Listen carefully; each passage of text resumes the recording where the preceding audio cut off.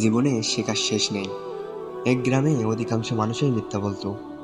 সেই গ্রামে একজন লোক গোপনে এক মহিলাকে বিয়ে করে, কিন্তু তাদের বিয়েটা হয়েছিল শরীয়ত মেনে, দুজন সাক্ষী ও মহিলা অভিভাবকের উপস্থিতিতেই। কয়েক মাস পর স্বামী স্ত্রীর মাঝে ঝগড়া হয়। অতঃপর স্বামী তার স্ত্রীকে ঘরছাড়া করে এবং অধিকার ও প্রাপ্য থেকে বঞ্চিত করে। ফলে উক্ত মহিলা বিচার চেয়ে কোর্টের আশ্রয় নেয়। বিচারক জিজ্ঞেস করেন, তোমরা কি বিয়ের কোনো ডকুমেন্টস আছে? মহিলা বলল, অবশ্যই আছে, আমি শীঘ্রই তাদের হাজির করছি।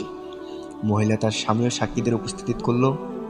সংশ্লিষ্ট সকলেই বিচারকের সামনে অস্বীকার করল এবং বলল, এই মহিলাকে তারা কখনোই দেখেনি। এবার বিচারক কথিত স্বামী স্ত্রী উভয় দিকে তাকালেন এবং মহিলাকে জিজ্ঞেস করলেন, তোমার স্বামীর বাড়িতে কি কুকুর আছে? মহিলা বলল, জি আছে। বিচারক আদেশ দিলেন, কুকুরটিকে আদালতে হাজির করা হোক। কুকুর যদি মহিলাটিকে দেখে ঘেউ ঘেউ শুরু করে, তবে এই মহিলা মিথ্যাবাদী।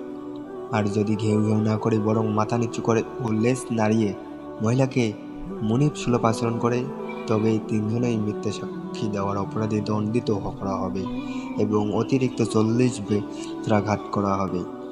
এই আদেশ শুনে স্বামী ও সাক্ষীদের মুখমণ্ডল লাল হয়ে ওঠে। ফলে বিচারক প্রকৃত ঘটনা বুঝতে পেরে মহিলার পক্ষে রায় দেন যে জনপদের লোকজনের চেয়ে নিকৃষ্ট প্রাণী কুকুরই অধিক সত্যবাদী।